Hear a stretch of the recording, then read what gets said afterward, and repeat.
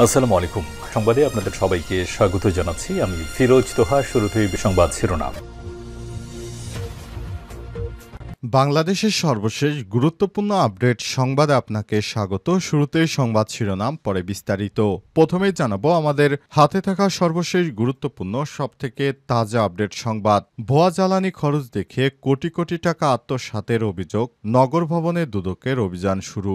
ঢাকা দক্ষিণ city corporation DSCC কর্মকর্তাদের জন্য বরাদ্দকৃত করা গাড়ির জ্বালানির ভুয়া খরচ দেখে কয়েক কোটি টাকা আত্মসাতের অভিযোগে সংস্থার প্রধান কার্যালয় নগর ভবনে অভিযান চালাচ্ছে দুর্নীতি দমন কমিশন দুদক। আজ দুদকের প্রধান কার্যালয়ের এনফোর্সমেন্ট ইউনিট এই অভিযান চালাচ্ছে। দুদকের উপপরিচালক জনসংযোগ আক্তারুল ইসলাম এই তথ্য নিশ্চিত করেছেন। এরপর জানাবো, আমি আওয়ামী লীগ পুনর্বাসনের জন্য কাজ করছি না বললেন কাদের সিদ্দিকী।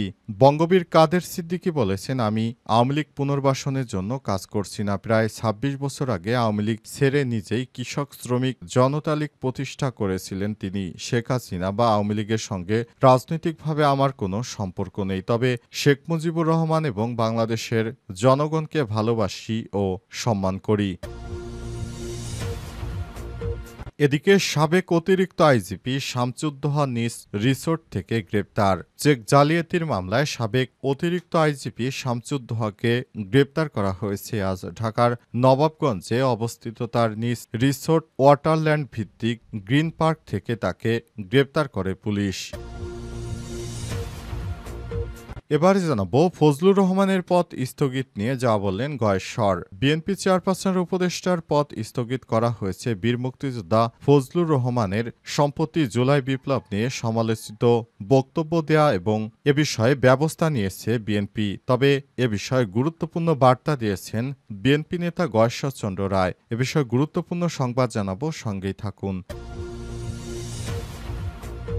এবং সর্বশেষ জানাবো, ডক্টর ইউনূসের পদত্যাগ দাবি গণতান্ত্রিক বাম ঐক্যের। ডক্টর ইউনূসের নেতৃত্বাধীন সরকার দেশ পরিচালনায় সব ক্ষেত্রে ব্যর্থ দাবি করে সরকারের পদত্যাগ দাবি করেছে গণতান্ত্রিক বাম ঐক্য। আজ 10টায় জোটের কার্যালয়ে অনুষ্ঠিত এক সংবাদ সম্মেলনে সভাপতিত্ব করেন গণতান্ত্রিক বাম ঐক্যের সমন্বয়ক ও বাংলাদেশের সাম্যবাদী দলের এমএল সভাপতি বীর মুক্তিযোদ্ধা কমরেড হারুন চৌধুরী। প্রিয় দর্শক, এতক্ষণ শুনছিলেন সংবাদ শিরোনাম, এবারে বিস্তারিত। তবে তার আগে বন্ধুরা, অনুরোধ থাকবে এই সংবাদটিতে একটি লাইক দিন। এই চ্যানেলে আপনি নতুন হয়ে থাকলে আমাদের সংবাদটি দেখতে দেখতে চ্যানেলটি সাবস্ক্রাইব করে রাখুন। কমেন্ট করে বন্ধুরা আপনার মূল্যবান মতামত জানিয়ে দিন আপনি বিশ্বের কোন দেশ থেকে বা বাংলাদেশের কোন স্থান থেকে আমাদের সংবাদটি দেখছেন এবং শুনছেন। এবারে বিস্তারিত। ভুয়া জ্বালানি খরচ দেখে কোটি কোটি টাকা আত্মসাতের অভিযোগ, নগর ভবনে দুদকের অভিযান। ঢাকা দক্ষিণ সিটি কর্পোরেশন ডিএসসিসি কর্মকর্তাদের জন্য বরাদ্দ করা গাড়ির জ্বালানি তেলের ভুয়া খরচ দেখে কয়েক কোটি টাকা আত্মসাতের অভিযোগে সংস্থার প্রধান কার্যালয় নগর ভবনে অভিযান চালাচ্ছে দুর্নীতি দমন কমিশন দুদক। আজ প্রধান কার্যালয়ের এনফোর্সমেন্ট ইউনিট এই অভিযান চালানো হচ্ছে। দুদকের উপপরিচালক জনসংযোগ আক্তারুল ইসলাম এই তথ্য নিশ্চিত করেছেন। দুদকের কর্মকর্তারা জানিয়েছেন, ডিএসসিসির কর্মকর্তাদের জন্য নির্ধারিত সরকারি গাড়ি বাস্তবে ব্যবহার না হলেও কাগজপত্রে জ্বালানি খরচের ভুয়া বিল দেখে বিপুল অঙ্কের অর্থ উত্তোলন করা হয়। পরে এই অর্থ আত্মসাৎ করা হয়। অভিযোগে বলা হয়েছে, বিএনপি নেতা ইশরাক হোসেনকে মেয়রের দায়িত্ব দেওয়ার দাবিতে আন্দোলনের কারণে টানা 40 দিন নগর ভবনের কার্যক্রম বন্ধ ছিল। এ সময় কর্মকর্তারা অফিস না করেও তাদের বরাদ্দকৃত গাড়ির জন্য প্রতিদিন কোটি কোটি টাকা তারা 15 থেকে 20 লিটার তেল খরচ দেখিয়েছে। তারা অন্তত 40 দিন অফিসই করেনি। তারপরে এই জ্বালানি তেলের খরচ তারা কিভাবে দেখালো? এজন্য তারা সেখান থেকে কোটি কোটি টাকা সরকারের কাছ থেকে আত্মসাৎ করেছে। কারণে নগর ভবনে এবার হানা দিয়েছে দুদকের কর্মকর্তারা। দুদকের কর্মকর্তারা জানিয়েছেন, আমরা কোনোভাবেই এ সমস্ত নেমক হারামিদের ছাড় দিতে পারি না, কারণ তারা সরকারি অর্থ আত্মসাৎ করার জন্য নানা রকমের পায়তারা করছিল। অবশেষে তাদেরকে আইনের আওতায় নিয়ে আসা হচ্ছে। যারা সরকারের বড় বড় পদে রয়েছেন এবং নানাভাবে অনিয়ম ও দুর্নীতির মধ্যে ডুবে রয়েছে, তাদেরকে কোনোভাবেই ছাড় দেওয়া হবে না, এমনটা জানিয়েছে দুর্নীতি দমন কমিশন দুদক।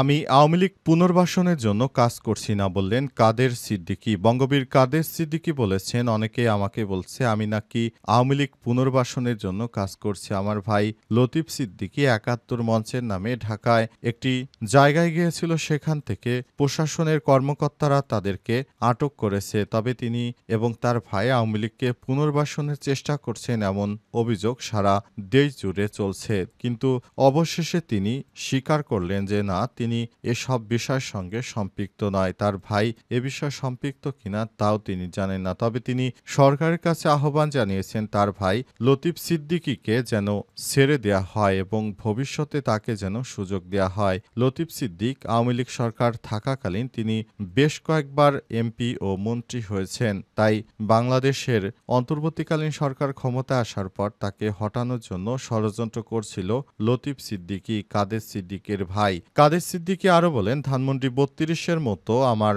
বাসা ভেঙে যদি দেশে শান্তি আসে তাহলে আমার বাসা ভাঙার সমর্থন করছি। এই ঘটনায় আমি কোনো দলের নেতাকর্মীকে দোষারোপ করছি না, তবে এই ঘটনায় মামলা করা হবে।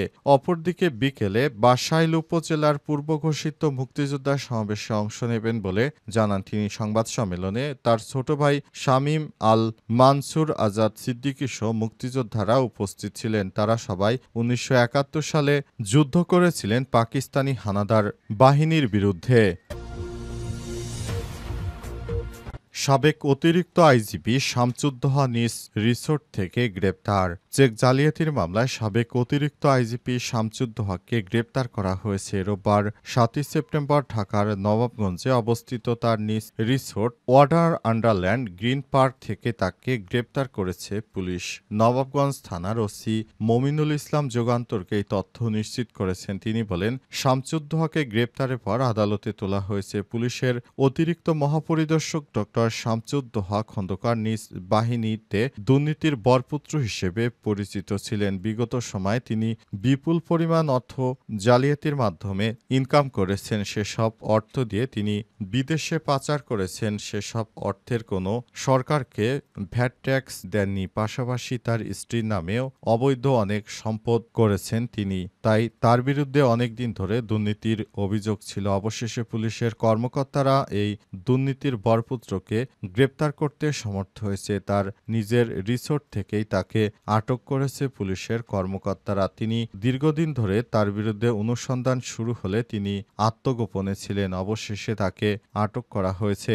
বর্তমানে তিনি জেল হাজতে রয়েছেন। তার বিরুদ্ধে পরবর্তীতে আইনগত ব্যবস্থা প্রক্রিয়াধীন রয়েছে। ভবিষ্যতে কেউ যেন এই ধরনের নাশকতা কর্মকাণ্ড তৈরি করতে না পারে সেজন্য পুলিশকে সতর্ক থাকার আহ্বান জানানো হয়েছে।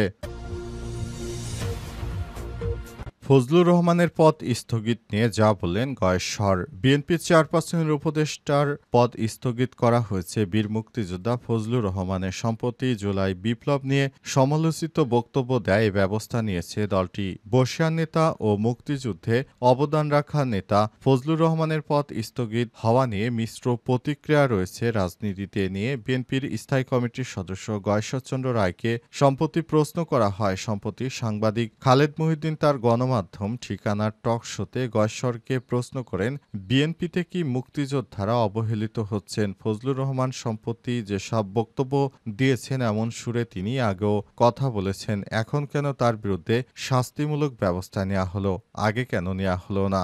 গয়েশ্বর বলেন, ফজলুর রহমান একজন বীর মুক্তিযোদ্ধা, তার আলাদা মর্যাদা রয়েছে। একজন বীর মুক্তিযোদ্ধা বলে কোনো অপরাধ করলে তার বিচার করবেন না। ফজলুর রহমানের বক্তব্যের ভেতরে গত কয়েক মাস ধরে আক্রমণাত্মক শব্দ প্রয়োগ দেখছি। তার সঙ্গে আমার কথা বলার সুযোগ হয়নি। আমি মনে করি তিনি সুন্দর ভাষায় বক্তব্য দিতে পারতেন।